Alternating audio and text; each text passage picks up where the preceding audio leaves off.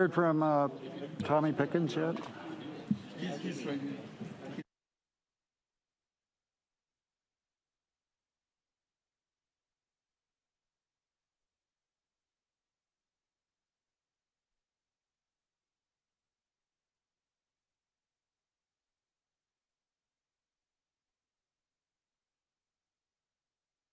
I guess we can start now.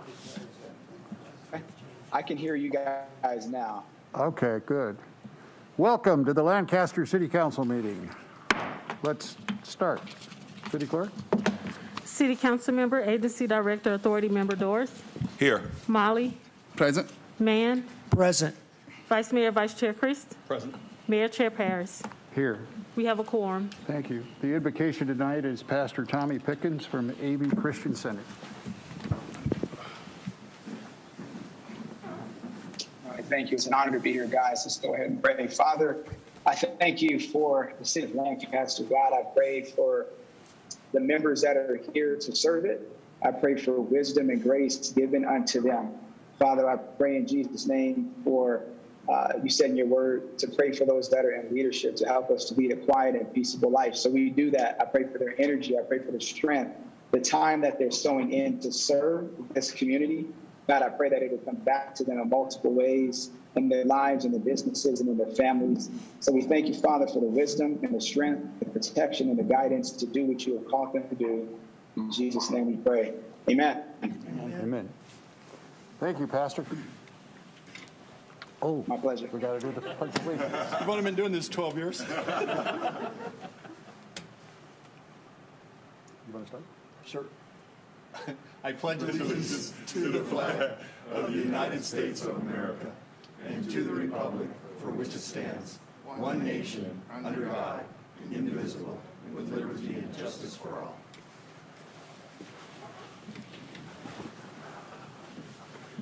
All right. Everybody vaccinated?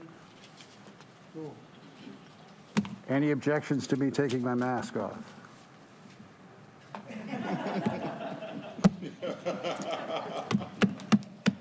There's always one, isn't there? He's quieter.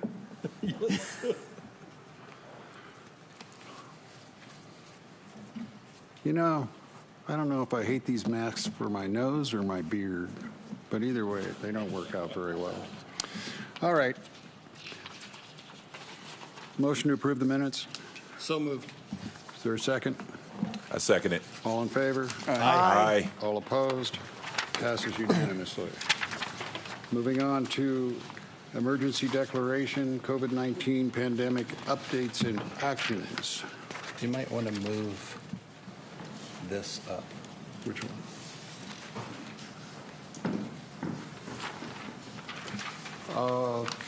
Carol, do you need to get out of here, or can we go ahead with this and then I'll put you next in line?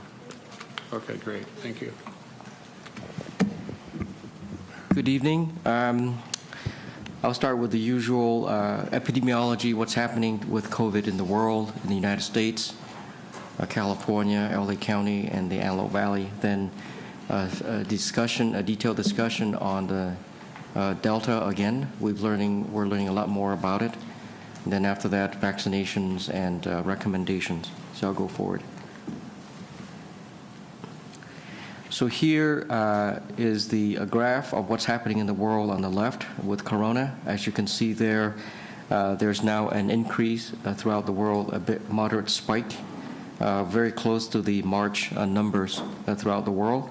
Currently, total reported is 202 million cases, 4.2 million deaths, close to 4.3 million. The map on the right is the hotspots, average daily cases per 100,000 in the past week. And as you can see, the United States is now entering the red, purple zone. We are now moderately high in terms of numbers. The lighter countries appears to be Africa, most of Asia, Australia. Argentina and parts of Europe are now very similar to the United States in terms of average daily cases. Going to the United States, we see there on the graph a moderate spike, and that's just occurred in the past 14 days. The graph is a 7-day average, and as you look further down, the 14-day average for cases is up 112%. Test positives 28%. Hospitalizations are now 83% positive, up. Our total reported cases in the United States is 35.8 million, with about 616,000 deaths. The map on the right tells us where the hotspots are per 100,000 average daily cases. And as you can see, the bottom part, Florida, Louisiana, that part of the country where vaccinations are as low as 30%, 40% of the population, is really seeing the bulk of the cases in the United States. Going now to California, we can see also a spike in California towards the graph there, the 7-day average. And going down, we are at 4.1 million cases and 64,000 deaths year to date. The 14-day change average is up 103% for cases, and hospitalizations are now 83% up as well. So we're basically slipping back to the October-November time of last year, right before Thanksgiving, and I have a slide for that as well.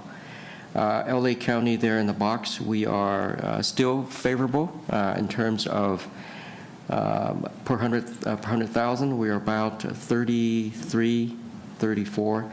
The rest of California is about 34. We're about one case less than the rest of California. And the map on the right tells us the hotspots. And the hotspots appears to be the middle part of middle of the state and more northern as well. Now we're going to LA County. It's a very obvious spike. We are just there's a lot of cases now. 95% positive change in the past 14 days in hospitalizations. Deaths are now picking up. As you can see, the tail end's picking up. And positivity test for the past 14 days, 3%. But if you look to the far right on the LA County website, we're about 6%, 7% now. At least within our many systems, we're at 10% in some places in LA County. Here's the historical map of the hotspots, and if you look at currently our color is kind of orange, reddish, very similar to around November of last year, right before Thanksgiving and the travel and the explosion that occurred, and then after that, December and January, all purple. So we're very eerily creeping towards this part compared to last year. And there's also similar circumstances. You know, Thanksgiving was the concern at that time, people getting together. Right now, our kids are going back to school. Labor Day is coming up in the following, in a couple of weeks. We're approaching that same scenario. That's very worrisome. But also last year, we didn't have Delta. We had Alpha, the British strain. Now the Delta is actually more toxic, more dangerous. But last year we didn't have the vaccines level, so there's pluses or minuses. But we'll see what happens as we go forward. These slides come from LA County dashboard. Deaths are now, if you look at the graph, deaths are climbing. Hospitalization, of course, is climbing significantly. Our death rates are also climbing. LA total is 226 per 100,000. And the same demographics are the same group suffering. Essentially, our Hispanic Latino is 367 per 100,000. And the higher your poverty, if you're in the poverty range of 30 to 100 area, you're at even higher, 417,000 mortality rate, per 100,000 mortality rate. You've seen these graphs before. The light blue is the cases that are climbing, and the dark blue is the number of deaths. And usually deaths lag, but now deaths is now spiking as well. And then this is the areas. The medium blue is where Palmdale and Lancaster. Lancaster's numbers is still a little bit lighter than Palmdale, but basically the numbers are picking up moderately. And we see it in our hospitals. I see it, Dr. Stock see it, our colleagues both in the hospital and the clinics. We're now seeing the spike, and it's real. It's deja vu again. From the LA Times, these are the most current numbers. The young people are still carrying, are the ones that are moderately infected, although they make less than the population. And the older group, the deaths are still at the 80 plus. Now, this is total, not monthly, so the total is still there. It really hasn't changed based on these numbers. And cases per 100,000 broken down into races. Our Latino population really carries the burden of cases, and Latino population also carries the burden of deaths. They make up less than 40%, but of the population, but they're close to 50% of the deaths. And the breakdown is the other parts of the graph. So what's the forecast? Everyone is forecasting worsening. The CDC is forecasting basically a spike going forward as of August 15th, predicting up to August 15th. And for LA County, also a big spike going forward, August 15th and going forward. There's no question now, Delta, the orange box here, is now at 90%. If you recall, when we were presenting, it was just a sliver at the beginning of the year, and now basically it is the dominant strain in the United States and just everywhere. Now, this is from the CDC presentation regarding the transmission of the Delta compared to the ancestral strain. We call it ancestral strain now, the one that started out back in 2019. And this graph is a little maybe difficult to read from this distance, but the y-axis is the level, what's this say? The fatality rate. Thank you. So small, yeah. So the y-axis is the fatality rate, and the higher you go up is the more the more deadly the virus. And the x-axis is the R0. The R0 is R0. Basically, the number tells you how infectious you are. So a person, an R0 value of 1 tells you that you have one person with an infection who is spread it to another one person. An R0 of less than 1 is you spread it to less, and an R0 of more than 1 is more. So for example, chickenpox here has an R0 of about 6 or 7.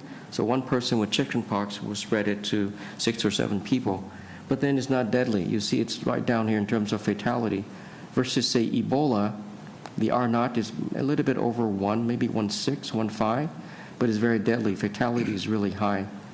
And MERS, if you recall, MERS is the previous version of SARS. It was SARS and then MERS and now COVID. That was had an R0 of less than 1 or close to 1, but it's very deadly. And bird flu is deadly. And over the years, there are other, like polio has an R0 of about 3 or 4, but it's not as deadly as, say, Ebola.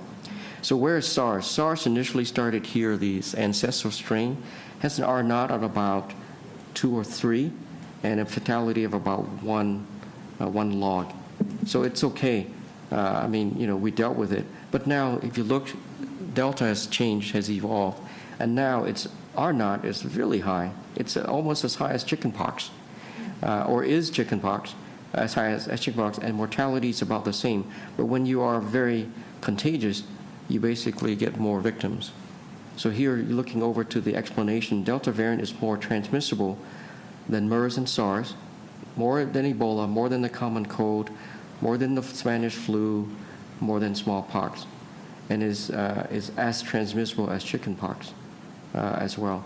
So this virus has evolved really in a short time, and it's something we should respect, be afraid of.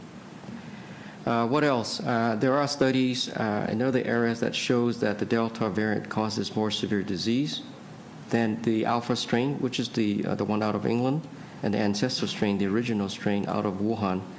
And basically, Canada published, Singapore, and Scotland, all of them published that if you get this Delta virus, you have higher odds of hospitalization, ICU admission, and death. Out of Singapore, definitely more oxygen requirement, more ICU admission, more death, more pneumonia. And in Scotland, higher odds of hospitalization. So many parts of the world are now reporting how significant this virus is, this variant is. So last time, Vice Mayor Marv asked about the Israel study in terms of the effectiveness of the vaccine against Delta. So here, there are three classes. There's a confirmed infection, symptomatic disease, and hospitalization.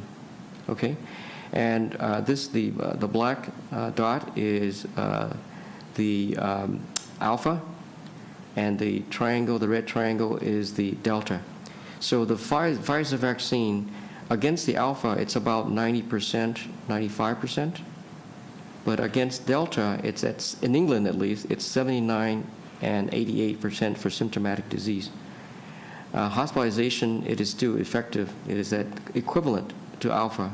It's 96%. That means that if you have the vaccine, 96% chance you will not be hospitalized if you're in England or Scotland. Going to Canada, similarly. Now, Canada, the symptomatic disease is less.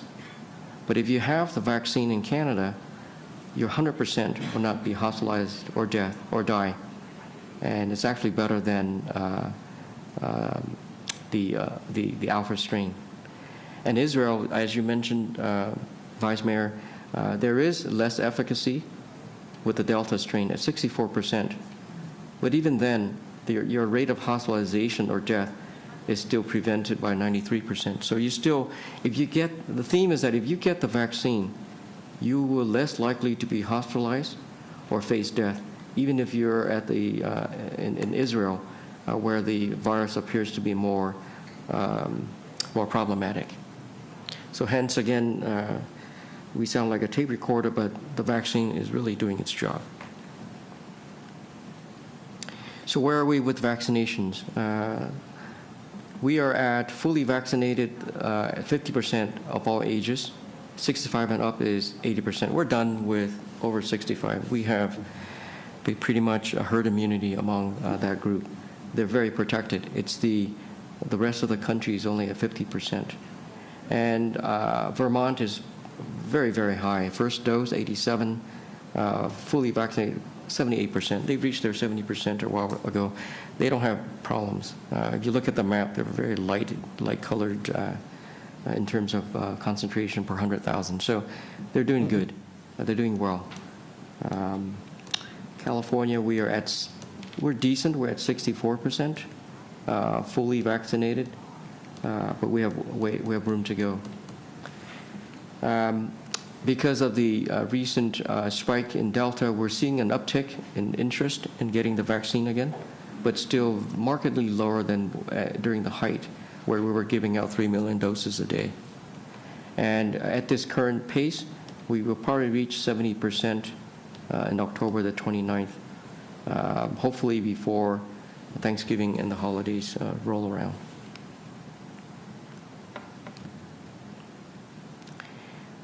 Basically, there's an argument now that, let's say you don't want the vaccine because you can take care of yourself. Most people say it may be just like the flu, but here's what's happening in areas that are high in infections. Children are now facing hospital admissions and are getting sick. Florida, Louisiana, other parts of the country where it's really problematic, kids are being admitted. And although children are less likely to be hospitalized, once they're hospitalized, they're very high risk of entering the ICU. And once you enter the ICU, your risk of death is a lot higher than the general population, up to 5% risk of death, whereas the general population is less than or close to 1%. So, and a large group of our children don't even have the ability to get the vaccine because the vaccine is approved for 12 and older. So 11 years old and younger cannot get the vaccine, and they're at risk, and they're at risk for Delta. So that's another concern. The kids aren't able to get the vaccine. And they're going back to school, I think, this week and next week, starting. So here's the LA dashboard for vaccine in the county.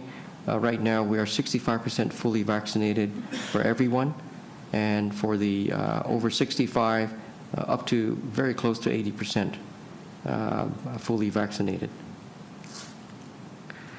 This map tells us where the lighter color is less vaccination, the darker green is where the vaccinations are doing well. Coastal cities, inland part off the 210 area. But we have in Antelope Valley, we're still yellow and medium green. So we're getting there, but we're not all there yet. And this graph tells you on a daily basis how many doses. Again, it's dropped just like the rest of the country. People are not vaccinating, even if it's available now readily. You've seen this before. That graph hasn't changed. The same ethnic group. Our green is Black, African American, and orange Latinx. These are the two lowest groups that could use more vaccinations. And then this is our cities, Lancaster. The 16 plus is at 53%. The 65 plus is at 82%. Very nice. Palmdale is higher by 8 or 9% points on both groups. But here is the concern. In the young population between 12 and 17, we are barely 30%. So only 1 in 3 people who are under 17 are vaccinated. And it's a little bit more in Palmdale, but we have a vulnerability here in this group. And what we've seen so far from Delta, we're worried. And I'll stop there. Questions? What's the hospital admission this week? It's a lot. We've been told by Ed not to talk about numbers, so I can talk comfortably about the Palmdale numbers because I'm also infection control chief there. And we are in the 30s, close to 40s in terms of admissions daily. So How many in ICU?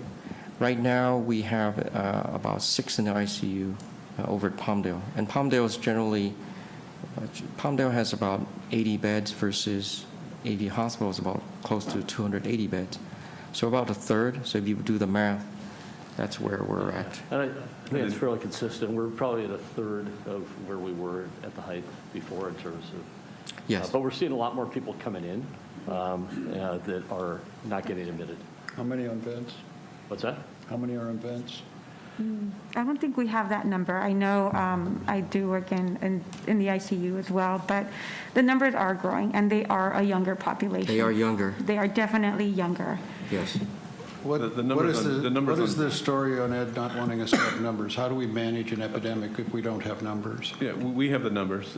So the numbers in beds are about 35. On ventilated is 2. Those are publicly available, and we track those on a daily basis. And how many deaths last week? Last week, this month, there's been 5, and in July, I think there were 3. There were what? 3 in July, and then So we're 5 going up this on the month. deaths too. All right. Do we know the ages of the people who died? No. I'd like to have that number. See if we can get it. Could we try to get all the demographics of admitted? So what's the degree of unvaccinated to hospitalizations? Is that still like at 90 or plus that? It's slipping down to 85%, 87% now. It's slipping. It used to be just 90, 95% about 2 weeks ago. Now we're seeing 85% unvaccinated. Used to be 90% unvaccinated, now it's 85, 87. Of the ones that are vaccinated, they generally are not fully healthy, otherwise patients. So that's the downside Right, of that particular group, correct. is they weren't healthy to begin with. Right. Right. So on the children, are we transferring them to Children's Hospital, or are we keeping them up here? Well, it I don't depends. have I think that depends. You know, we can't keep, you know, if a kid is stable, we have a pediatric ability to admit kids up here, but we do transfer to ICUs for kids that have the potential for deterioration. So, you know, and not just children's, we go to other hospitals as well. Are we tracking those numbers? I'm sure the numbers are being tracked by the county and the hospital. Yeah. I mean, they're, All right, I'd like that included in our updates, and I also like to see those updates twice a week, so we can put them out to the community and social media. Yeah, we're backdating those so that we have a good number, and they should have those out today for you, and then start doing that on a daily basis, back to where we were before. All right. I have a question if this is possible. Okay, so you have synthetic immunity and you have natural immunity. Right. Okay. What's making me kind of lose my head is this. If a lot of the world, or let's just use America, if a lot of Americans contracted COVID, and then we have 50% of Americans have got the synthetic immunity, shouldn't we be at herd immunity right now with the natural and synthetic? Technically, and I'm not understanding if it's 90% with the synthetic, which is supposed to be COVID in the first place. Why are we having a rise with the Delta variant if people have already contracted it, half have contracted it, and the other half are getting, at least 50% have gotten the shot? Why is this rise happening? Apparently, the natural infection does not provide you with the immunity as well as the synthetic. So there's more in the synthetic than the natural then? It's Yes. not, it's Yes. not then? Okay. The synthetic, so the recommendation is even if you had wild-type natural infection, when you're over it, wait 3 months and then get the vaccine as well, because the vaccine is better and protects you better than the natural wild-type infection. So that's what we're doing now. right. It's not as durable. The natural infection, people believe, lasts about 6 months. Okay, so you may start having waning immunity after that. Now, you may get waning immunity at some point from the vaccine as well and need a booster. That's being looked at very carefully. And in fact, those recommendations probably are going to be coming out soon about when and who needs a booster. So unless you had the infection 3 months ago or 6 months ago, you don't have the same protection. And Delta just appeared recently. I think that's important to say because Yes. a lot of people that have had COVID and gotten over it, Yeah. I think a lot of people are under the impression, well, I have natural immunity. And I don't know if that message is getting out, that it's only see. for 6 months naturally. Because Right. people are rather saying, I've got it naturally, so I don't need the synthetic one. Well, So, No, you need it. It's not a hard recommended. number either. Yeah. It's still being researched, and we're learning more all the time about how long natural immunity versus vaccine immunity lasts, and which one's stronger, and in which ways too. Because some of the research is showing the other way. So we need a little more data, I think. Yeah, if you want to look at durability, Daryl, is look at Vermont and look at the senior citizens in LA, right? We're not seeing senior citizens coming in with COVID. No. Okay, they've been vaccinated almost universally. And the state of Vermont is showing you what all of LA could be like, all of Lancaster could be like if we just all got the shot. okay. That's correct. We're not seeing over 65. I mean, I rarely see any. No. Now I'm seeing 45s and 55s and 35s now. And when you ask them, why didn't you get the vaccine? Oh, I was going to get it. I just didn't have time. Or it wasn't like they purposely avoided the vaccine. It's just, life goes on and they miss the opportunity. I think there's a bit of magical thinking going on. I think that especially probably among younger people who think, I'm invincible, the young invincibles, we call them. And they think, this is not going to, I'm healthy, I'm fine, I don't need it. And I think that's a false choice. I think the choice, if you're living on planet Earth, there's a very good chance you're either going to get vaccinated or you're going to get the disease. Those are your two real choices. And there wasn't a bump in vaccination with young people with colleges opening back up? Because I know my son couldn't go back to CSUN unless he got vaccinated. So there's not a bump? Virtually The question now is not which colleges require you to get the vaccine when you go back. It's which college doesn't require. The UC system, the Cal State system, virtually all the private colleges, USC, Stanford, Loma Linda, everyone requires students, teachers, faculty, staff to be vaccinated or have proof of vaccination before coming back to school. So the universities, they're on it. I think the junior colleges were holding back a little bit because they wanted to make sure that the vaccine is approved by the FDA before mandating, but everyone else is just pushing for the vaccine because the data out of Israel is kind of compelling. The data out of a lot of countries are very compelling. And I think to answer your question about bump in numbers for the younger people, I think the data is lagging just a little bit behind. So seeing those numbers, we'll probably see them in the next week or so. What's happening with the variant out of Peru? So far, it's not leaking out here yet. I think I haven't seen any more reports. It looks like the problem with viruses, if they're too efficient, they kill very quickly, and so they don't get a chance to spread. The ideal virus would be the one that causes illness and spreads easily and doesn't kill as quick. So if you're too efficient at killing your host, then you don't spread as well. It's a biology. Supervisor Barger asked that question this morning during the meeting and was told that she would get the numbers tomorrow sometime. Yeah. You know, it appears that we passed the point of convincing people based on the science. We passed the point of making it so uncomfortable that they have to get the vaccination. It seems like we're generating more resistance, not less. And the goal is to get people vaccinated. It's not to throw them down on the ground and stick the needle in their arm. I mean, as much as we might like to do that. Where are we on are we doing the $100 for everybody that gets vaccinated? Yeah, we've instituted that and began the operation of that, and you're going to ratify that tonight and with the authority, but it's in motion currently and being marketed. Okay, we have to discuss that, whether or not we're going to limit it to just Lancaster or do it with the whole Antelope Valley, whether or not we want to put an age parameter on it. But, I know this.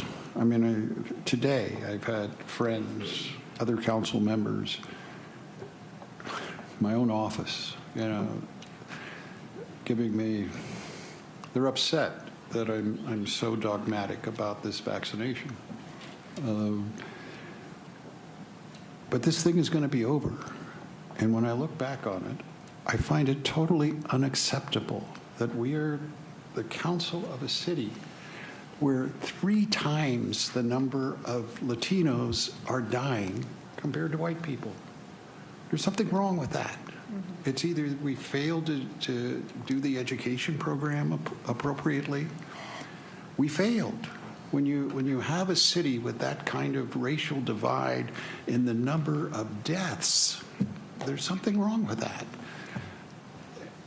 And I just find it horrifying that when I leave this chair, that'll be the real legacy.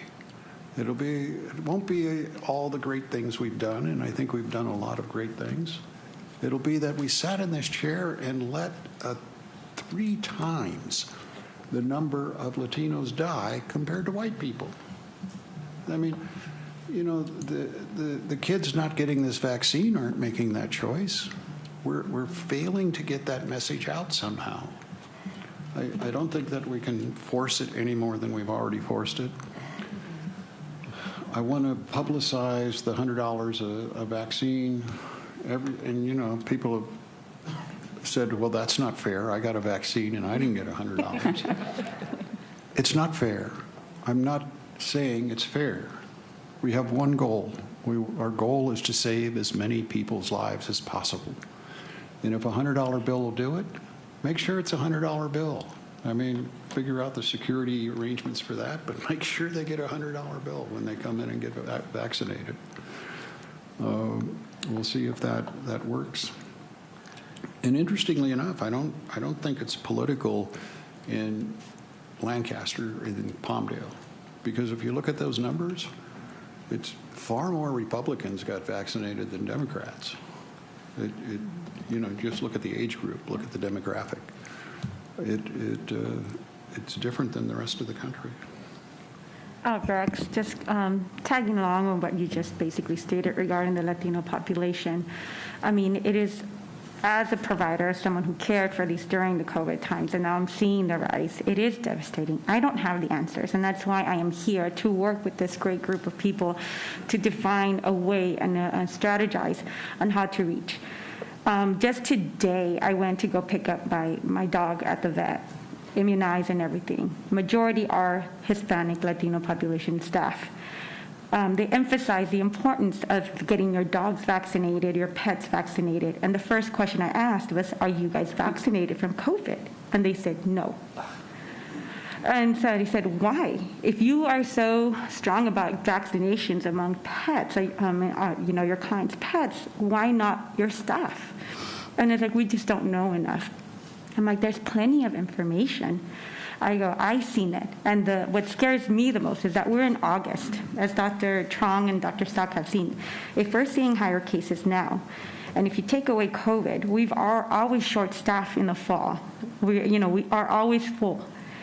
And we are the only trauma center here in the Antelope Valley. We only have one. And if we're seeing this high number of cases now, I'm telling you, it's going to be a nightmare in the fall. And so I am willing, and I'm working with this group.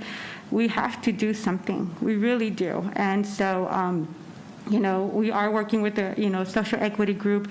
But I'm seeing that it's that one-on-one conversation that makes the biggest impact. It really does. And I'm doing it more with my patients now that I see them in the ICU or in the progressive care units. I am having those conversations, even though I'm in there longer than I should be with my gown and everything on. But I'm having those conversations, and every patient that is not vaccinated, that has COVID, I'm telling you, they're regretting it. They are regretting it. And it had nothing to do with politics. It had nothing to do with accessibility. It's just hesitation. It really was.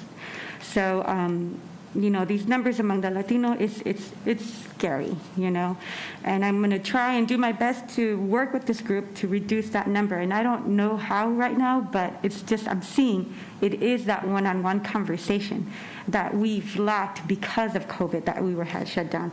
And now I'm going to do it at work, with the patients, and I'm going to do as much as I can here. But there's only so much I can do.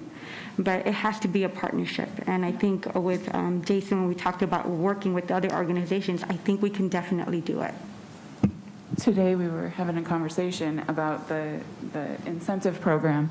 And so my question was, could we extend that incentive to some of the businesses in Lancaster so that if a small business or a big business wanted to implement vaccine or test and enforcing masks indoors among all staff and folks that come in, could the city do something for those businesses?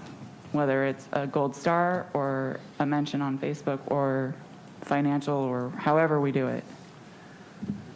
The one thing I've learned from this city during COVID is there's nothing we can't do. Rex, turn your mic. The one thing I've learned from our city staff is there's nothing we can't do. I mean, I'm amazed all the things we did do during COVID, but I'm also recognizing we're all getting really tired. I'm tired. I'm tired of beating my head against a wall, and maybe we have to resist that, that feeling of being tired. Let's try this. When we were doing the neighborhood watch about 10 years ago, we had neighborhood events where we fed everybody pizza. A lot of pizza. Round Table loved it. Let's reinstitute that. I want Spanish-speaking people. I want to focus directly on the Latino market, and I want people there that are able to vaccinate them at the event. Can we do that? And I know how tired everybody is. But, this is the final quarter. Let's do what we have to do. I hate sports metaphors.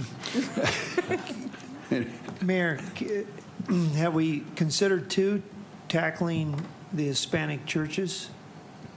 Because I'm thinking, I No, I know. He threw out the idea of, which I think is great, but I'm thinking we need to pull out all the stops.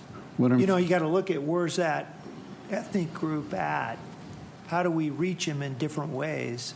Market? I'm not trying to stereotype. I'm just. Well, I don't care if we stereotype. I want people to stop dying. It's real simple. That's the goal. We want people to stop dying.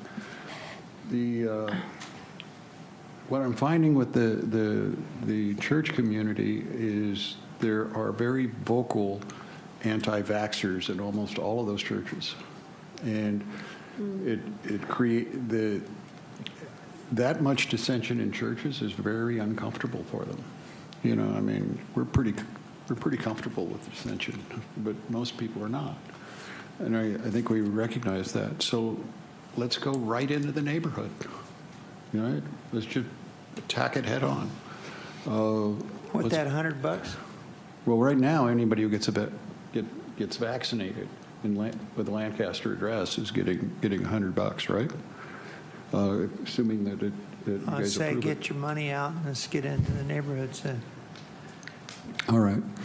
Let's put one last push into this. Let's make it a program of attraction, not a program of force, and see what we can do. But I need real live doctors and nurses at these meetings to tell them what's happening. And the thing that you both said today that was most impressive to me was you have a choice. You will get COVID or you will get a vaccine. That is just science. That's just statistic probability.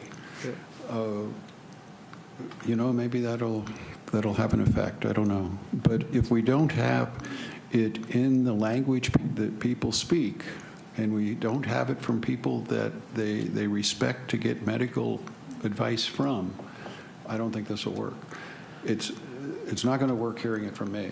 They have to hear it from you guys. So can we put this together rapidly? Yeah, I just want to speak out to the young people in our community. When we're putting on a Facebook Live next week, that are going to be led by people out of the social equity commissioners. The young people have the most to lose in this because they have the most life ahead of them, okay? So, and I'm not just talking about death, I'm talking about disability from long COVID symptoms. There's a poorly understood group of symptoms people have after COVID called long COVID, still being studied. We really don't have evidence-based treatments yet, but people are getting disabled. And if you're, 15, 18, 20, 25, and you get COVID, there's about 10 to 30% chance, maybe even higher, that you may end up with some chronic symptoms, which you don't need if you get vaccinated. You don't need to get that. Explain what a chronic symptom is. So we know that there's a number of mechanisms that take place with this virus. Viral infection, inflammation, thickened blood, where people get blood clots. When they're done with the disease, some people go on to have, for a variety of reasons, end up with problems with their lungs, some problems with breathing, some problems with their heart, perhaps problems with concentration, thinking. They call it mental fogginess, and chronic fatigue. A lot of things which could leave people without the energy, the quickness of their use of their thinking that they have currently, or their ability to breathe well that they have when they're healthy. And again, it's preventable. This is preventable by getting the vaccination. So if you're young and you're listening to this, and you want to be healthy and stay healthy and have a long, healthy life, and get $100, this is your opportunity. How many are we getting vaccinated a day now? Do we have an average? I don't have that information for you now. We can track it pretty easily. Yeah, Daryl? I was actually going to ask, since all the schools started, I have a daughter, she's in the 5th grade, and she's not vaccinated. And majority of those kids, they're not. So what's going to, I'm a little bit concerned about that what's going to happen? They're going to get sick. That was one of the things we were talking about today, too, is that, among those of us who have a choice to get vaccinated or not, one of the ways that we can help protect those who don't have a choice is to choose vaccination. But that it's more than just a one multi-pronged approach. We need to do all the things that we've been doing and now the vaccine as well. So the masking and the distancing and the not going to huge groups, huge gatherings, Yeah. all of those things. I even tried, so still keep them online, but the school doesn't give them permission. They said there's no other, that's the only way. They have to come to school. Yeah, if everybody who can get vaccinated gets vaccinated, and if everybody properly masks and distances, then those kids are going to probably be okay. And eventually they may be eligible for the vaccine as well. But that's how we're going to protect the little kids, is by older kids and young adults and older adults doing their duty and getting the shot to protect those kids. And Raj, just like Dr. Trong mentioned in his, we're seeing those that have the less vaccinations. We're seeing higher cases of pediatric, hospitalizations, which we didn't see at all. So number one, like you compare Vermont to that state, you're not seeing those cases really in Vermont compared to Louisiana and Florida. And what's the reason? High vaccination, So that's what we have to push, is the vaccination to protect our young ones. And I feel you, because I have my kid too, started kindergarten, and they can't mask even though they want them. Once they're outside, masks are off. Right. Masks are off. So it's like, I understand your concern, so, but the true answer is really like Tiffany had mentioned, let's wear the masks, let's get vaccinated, to protect our kids. Oh, thank you.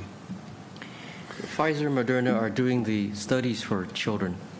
We think that by November, December, we should have an early approval for down to 2-year-olds.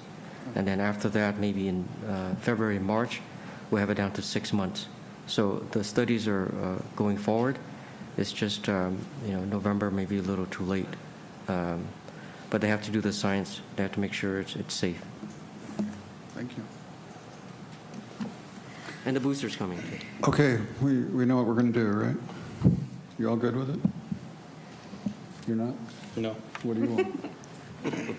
I think we're looking at this, at least from my side, we're not looking at what's really driving it. And what's driving it, in my opinion, is the incentives that the state and federal government are giving people for the pandemic to maintain itself.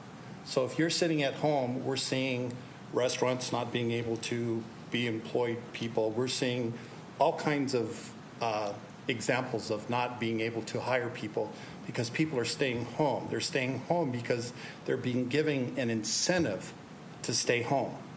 They're being given an incentive, and you talk about a universal language, and that's money. And the universal language is they're being given an incentive to stay home. All these people we're talking about are being paid to stay home.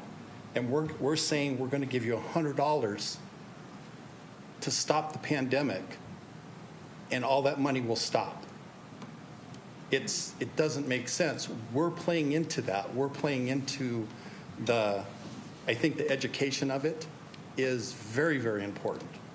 I think getting into the side of speak their language and go to the places that they're doing. But as far as giving them an incentive to do that, I think we're playing into that.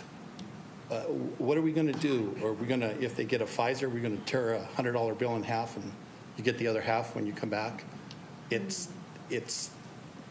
What are we going to do? We're going to give them Johnson & Johnson?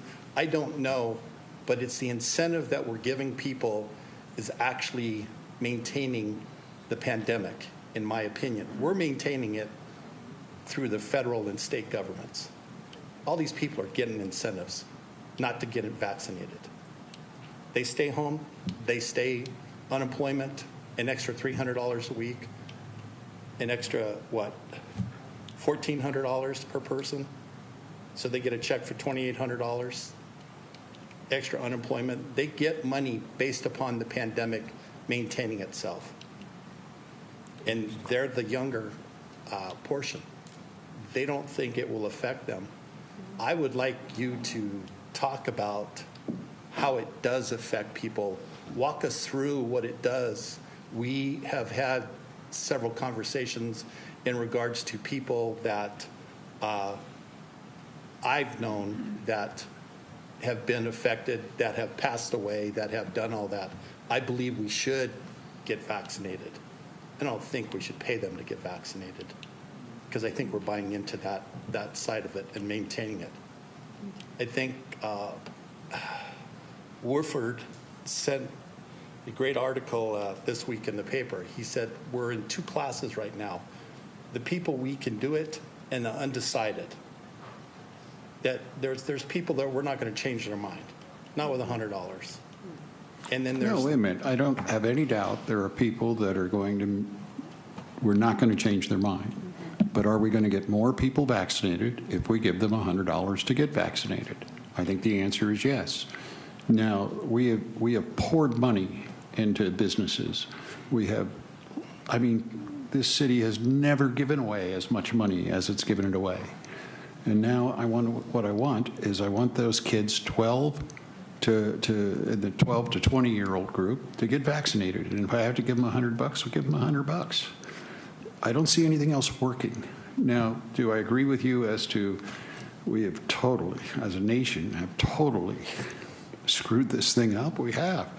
I mean, we can't, we've got about 13 positions in our office that we could fill today, and they're high-paying jobs. Nobody wants the jobs. You know, they do well staying at home. I mean, how does that make sense? But I don't see the relationship to $100 for a shot as to paying people to stay home. I think those are two totally separate things. From the rest of the cities in LA County, we had an incredibly low mortality rate. And I'm seeing that slip away. Am I right about that?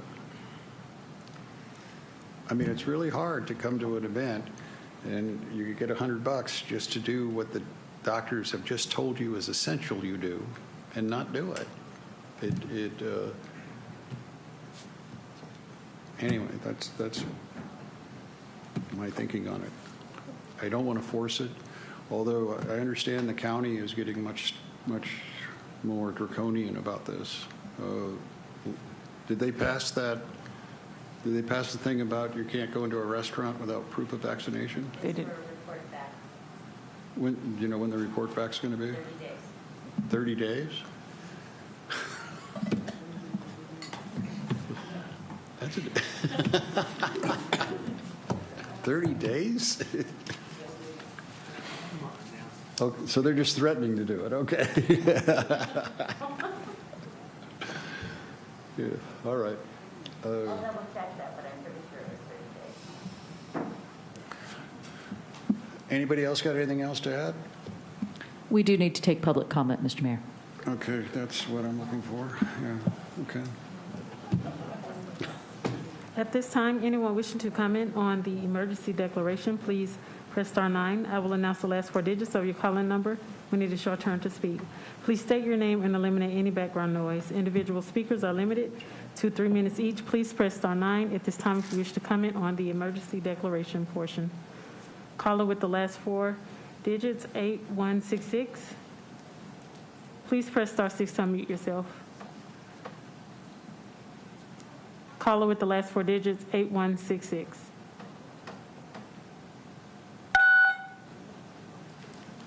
Hello, this is Kathy Ledgerwood. You may Hello. proceed. Can you hear me? Yes. Yes. Good evening, Mayor Paris and City Council. I've been listening to the doctors, and I've heard it reiterated a couple of times that people should be masking indoors.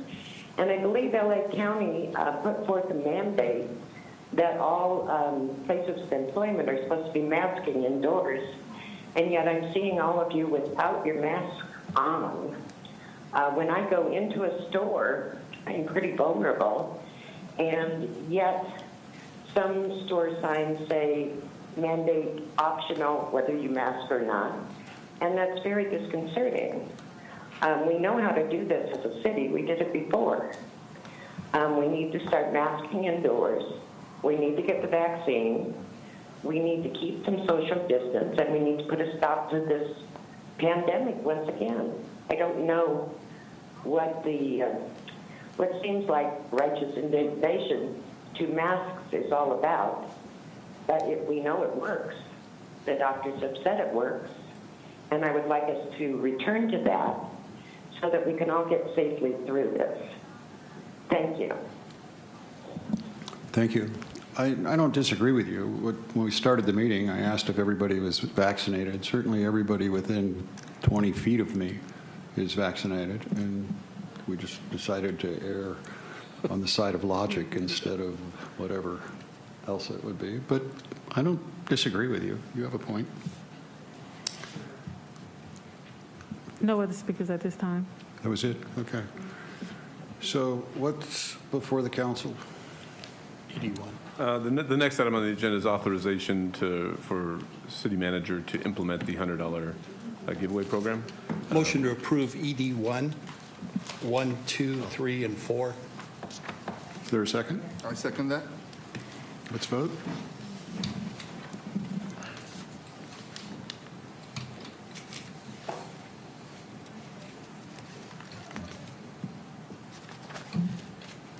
Passes unanimously.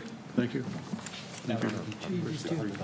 Oh, ED2's the $100 one. I was wondering what he was doing. Okay. Is there a motion on ED2? I'll make the motion for ED2.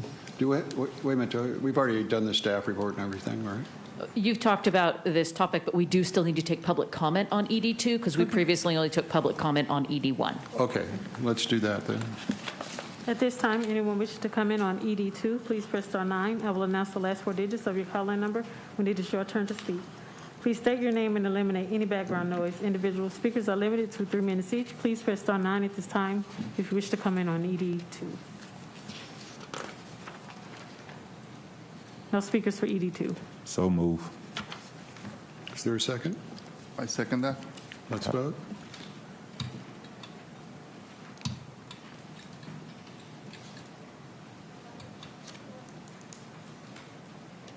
Marvin, you're so cheap.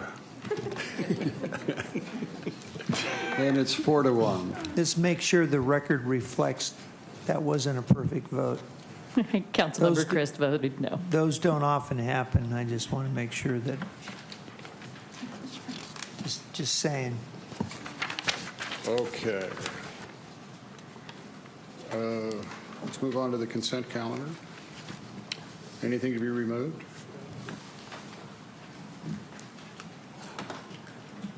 Public comment? At this time, anyone wishing to come in on the consent calendar, please press star 9. I will announce the last 4 digits of your call-in number when it is your turn to speak. Please state your name and eliminate any background noise. Individual speakers are limited to 3 minutes each. Please press star 9 at this time if you wish to come in on any item on the consent calendar. No speakers at this time. Thank you. Is there a motion to approve the consent calendar? Motion to approve the consent calendar is currently comprised. Is there a second? I'll second that motion. Let's vote.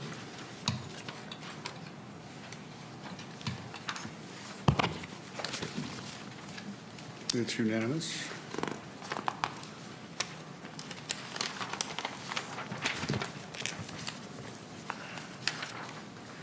Let's open the public hearing on item 1.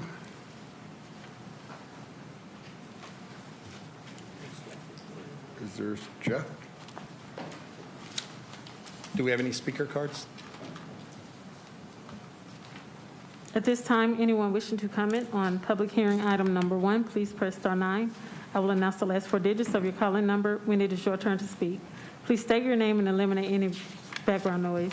Individual speakers are limited to 3 minutes each. Please press star 9 at this time if you wish to comment on PH1. No speakers at this time. Thank you. Jeff, that was a compelling speech. And with that, is there a motion? Yeah. We're waiving the staff report. Right? Can we close the public hearing then? Oh, the public hearing is closed. Is there a motion? Motion to approve PH1. Second. I'll second that motion. Let's vote.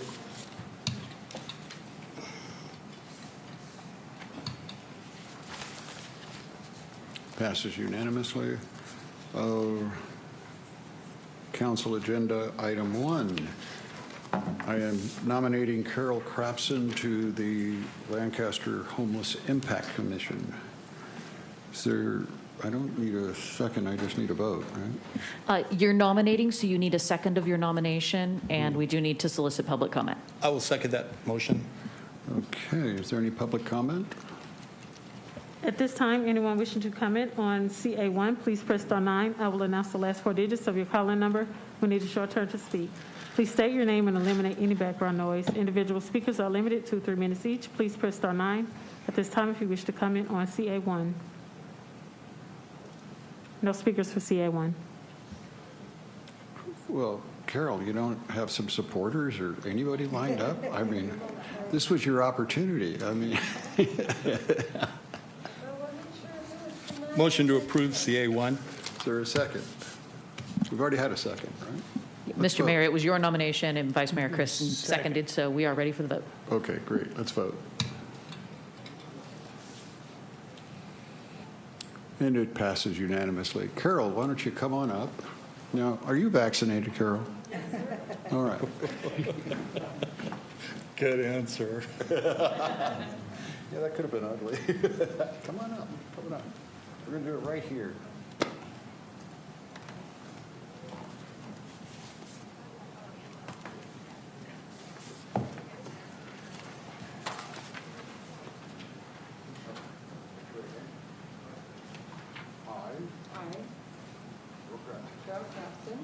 Do solemnly swear that I will support and defend the Constitution of the United States. Do solemnly swear that I will support the Constitution of the United States. And the Constitution of the State of California. And the Constitution of the State of California. Against all enemies. Against all enemies. Foreign and domestic. Foreign and domestic. That I will bear true faith and allegiance. That I will bear true faith and allegiance. To the Constitution of the United States. To the Constitution of the United States. And the Constitution of the State of California. And the Constitution of the State of California. That I take this obligation freely. That I take this obligation freely. Without any mental reservation. Without any mental reservation. For purpose of evasion. For purpose of evasion. And that I will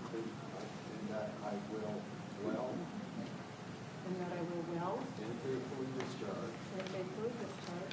The duties upon which I am about to enter. The duties on which I am about to enter. Hey, we got to sign it.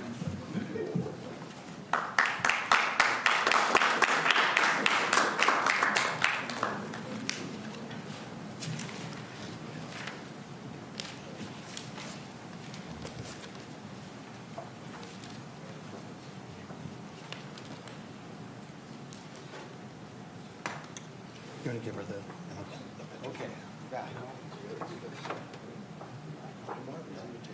I know. No. Thank you.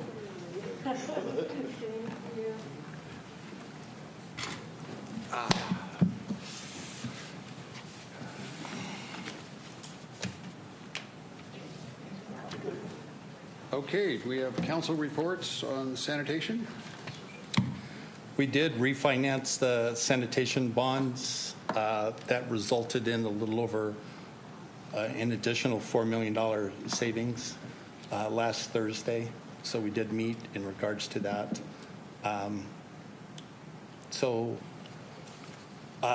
We had some participation with the SIP, meaning through the sanitation. We're working on that.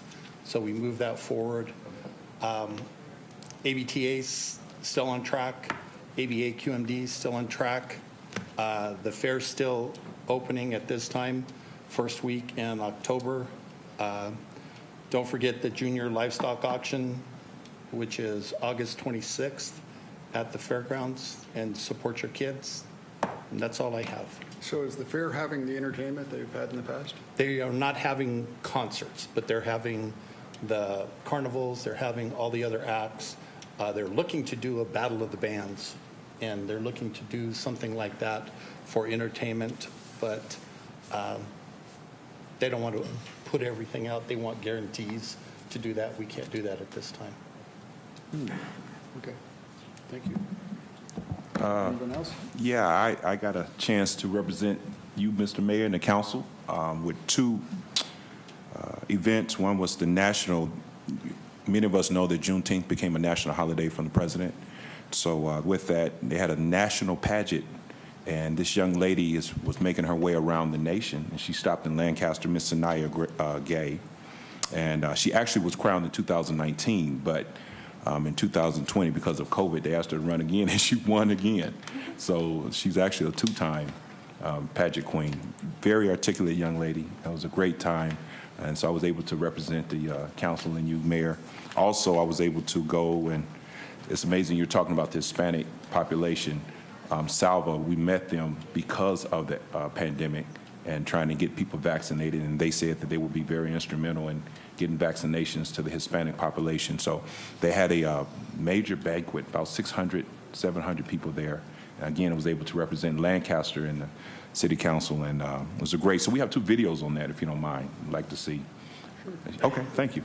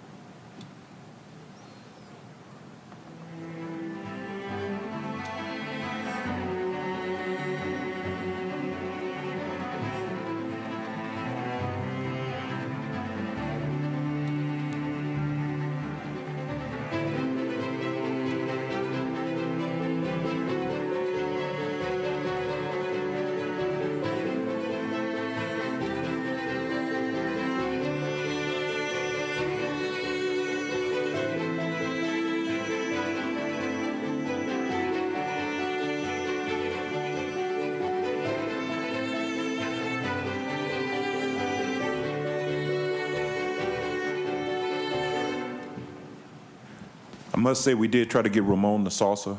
He wouldn't do it. We tried to get Trelise the salsa. He chickened out. So if we go again, we have to get those two the salsa. That's all I'm going to say. And Daryl ate the guacamole. Sadly to say they didn't have it, but Rio was really good. They had Rio. It was really good. I like those shorts. No, I mean, short clip. Video shorts. I think he's talking about video shorts. I'm real happy he clarified. Mayor Paris, I don't have a fancy video, but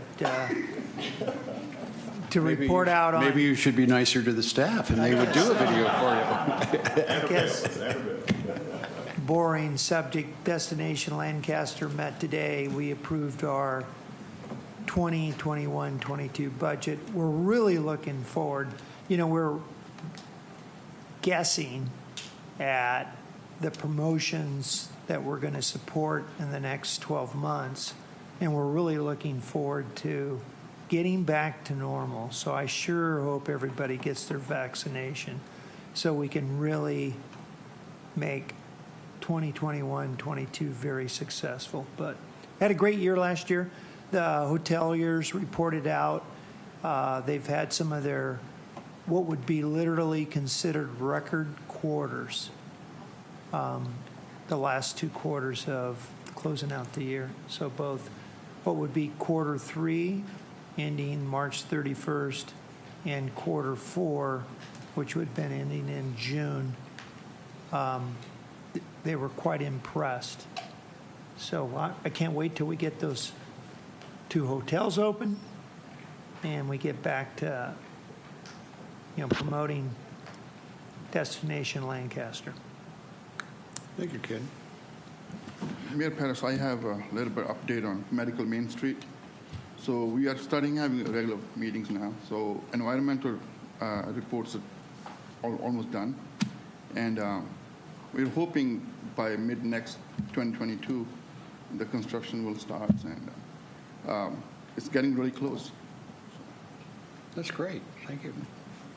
I just wanted to make sure, I forgot to shout out Nigel and Justice Sunday because they was responsible for the Juneteenth. And of course, they always give Lee a shout out and you guys for how you empowered those young people.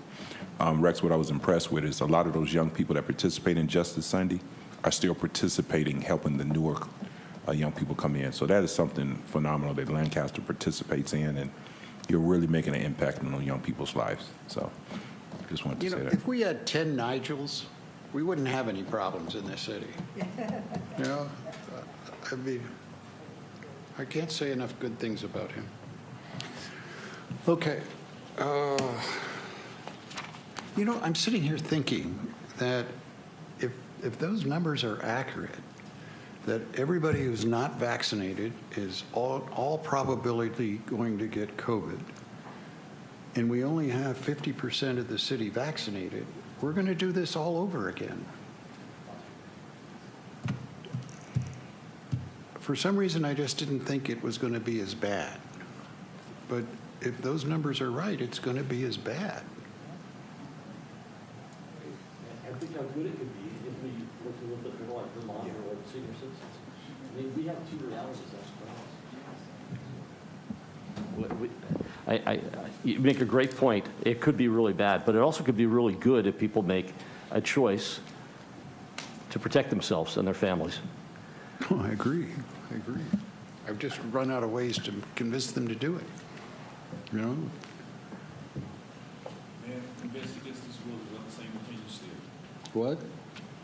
Washington said a man convinced against his will is of the same opinion still. We're at this point, Rex, that some people. Yeah, it's all very well and good, but I'm the guy on the phone Christmas Eve trying to get a FEMA team in here because we've run out of beds. I mean, you know, it's incredibly frightening to me to have to do that again. Just too many people died needlessly. But I get your point. You know? It's like telling my kids not to speed. I wasn't very successful at that either.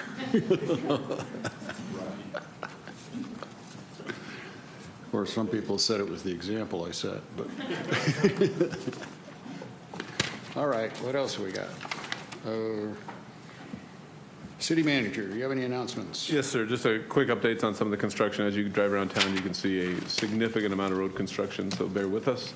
Not only road construction, but we're working on AVTA bus stops, as well as parking lots in the downtown area. So please be cautious and safe around our construction zones. I know it's difficult to get around, but at the end of the day, and we can see that on 10th and some of the other roads we've done, the driving public will be appreciative once it's all done. So shout out to our capital team who's doing a great job. Also want to shout to the Parks and Rec program again. We're opening the community center, so there are some jobs available for rec leaders. So those social justice commissioners and things of that nature that have those contacts out in the community, we're looking to hire folks there for the community center, which will be opening shortly and be fully operational here soon. So get that word out if those are looking for jobs. And we got a couple videos. One is the events are back, so we got a little short video to talk about the events coming back, and we encourage everybody to participate safely, reminding them masks are positive and social distance is still important, but so are our events. So we're going to continue with those. So here's a short video.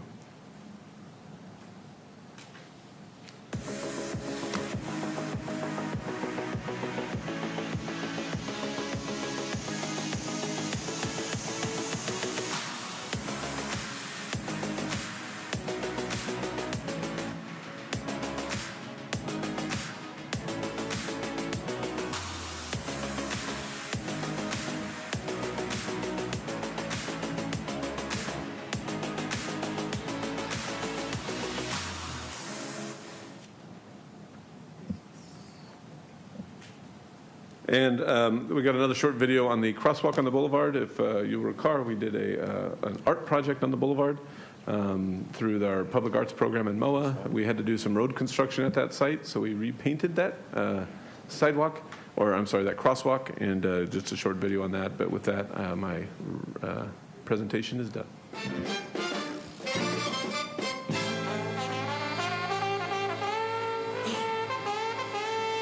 Raise up, get yourself together, drive that funky soul.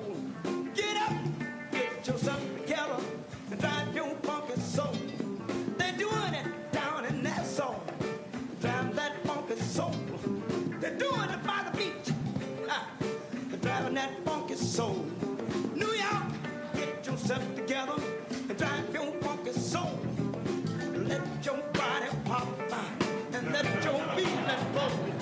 Raise up, get yourself together, and drive that funky soul. When I say Sagittarius, drive that funky soul. When I say Pisces, holler, and drive your funky soul. When I say Gemini, drive that funky soul. When I say Capricorn. We're not requiring every citizen to walk across the street like that, but it is highly encouraged.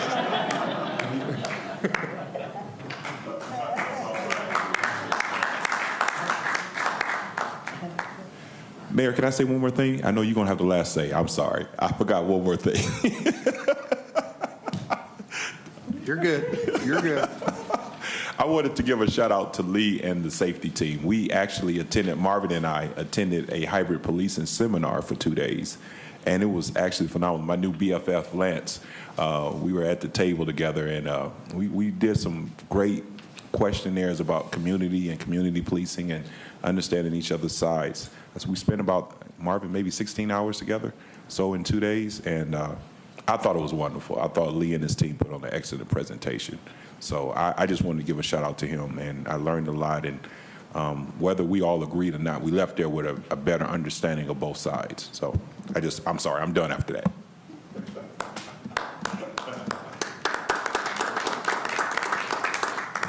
I'm looking forward to this this hybrid police that we're doing. We should have it finalized when? When we're rolling out all the training, actually it was really good to see our first model and look at how we're going to look at things for a more cooperative model as it relates to incorporating the community. So we're going to be scheduling some dates now in town hall formats throughout the community to push forward this presentation and engage everyone into developing a process and how they want their community policed in certain areas as it relates to what levels or thresholds we put in. But it was a good training from the aspect of really looking at problem solving from a different perspective, okay, and really working on the empathetic side of looking how we may be perceived as we see things versus what the community sees. So it was an excellent training. I got a lot out of it. Good. Good. So when are we going to have a final? Like, this is the manual. This is what we're doing. To clarify, a certain component of the hybrid law enforcement model is currently being enforced. The outreach that Lee is talking about is part of that model. So as it relates to a ribbon cutting, the staff has been hired, the budget has been budgeted, the cars are on order, those types of things, but we are operational as a hybrid law enforcement model. Does that make sense? Okay, well, Right. you know, there's still some issues that haven't been resolved that I need resolved. Are they armed? Are they unarmed? Who's armed? What's the coordination with the Sheriff's Department looking like? Then as it relates to the standard operating procedures and some of those techniques, those are coming in the next month or two. Okay. Yeah. It couldn't be better timing. I mean, we got the new captain. I think everybody's happy with him. We have great expectations of him. He did attend. And yes, John attended, and he has a very strong background in community policing, so that's very helpful as we move forward here. Good, good. This is exciting stuff. It's going to be great to do something positive, you know. City Clerk. This is the time to address the City Council Agency Authority on non-agendized matters. Speaker cards can be found on the back table of the council chambers. For those who are joining telephonically or virtually and would like to comment on non-agendized items, please press star 9 at this time. I will announce the last 4 digits of your calling number when it is your turn to speak. Please state your name and eliminate any background noise. Individual speakers are limited to 3 minutes each. Please keep in mind, state law prohibits the City Council from taking action on items not listed on the agenda, and your matter may be referred to the city manager. Thank you.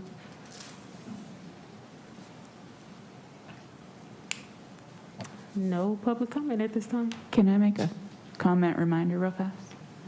I just want to remind people, for those who may end up needing testing routinely, that is still available at the stadium through the city's website. So if you need that, go ahead, sign up. There are plenty of spaces available, and if you get stuck needing an appointment and cannot find an appointment available, please call the city. There are folks ready to help you, to get you an appointment.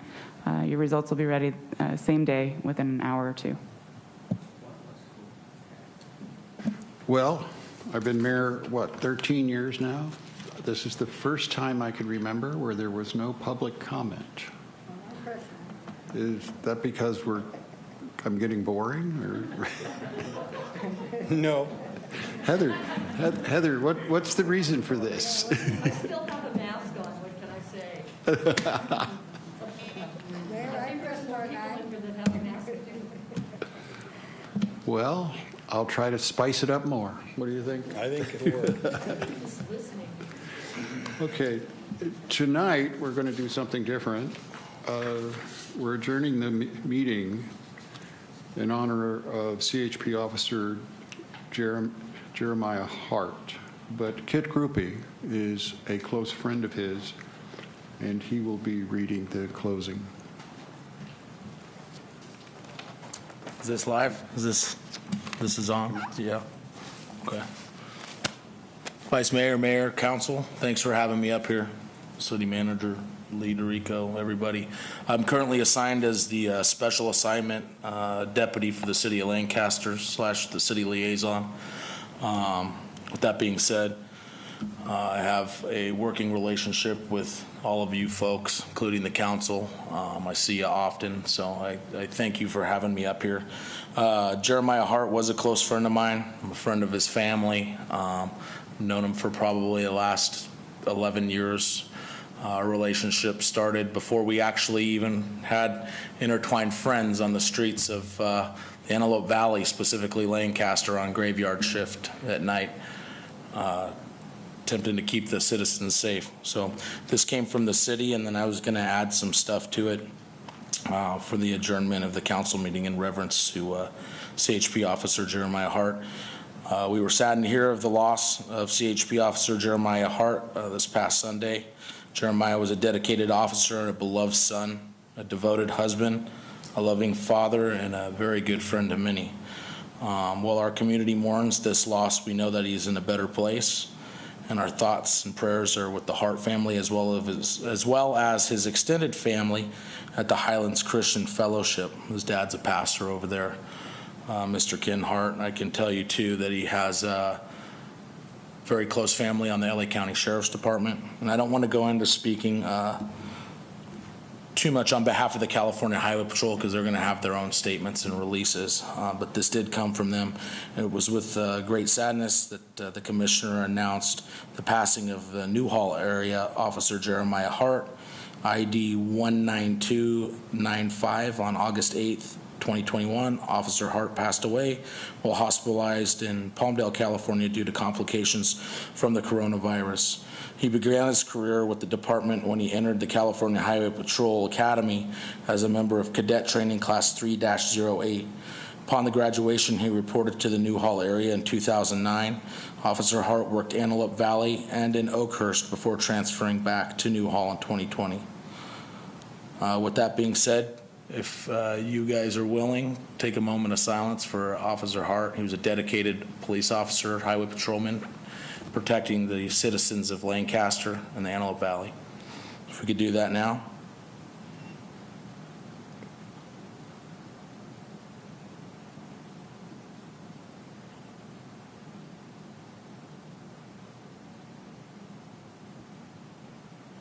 With that being said, God bless you, Officer Hart. He was a close friend, and thanks for having me up to adjourn the meeting today on behalf of Officer Hart.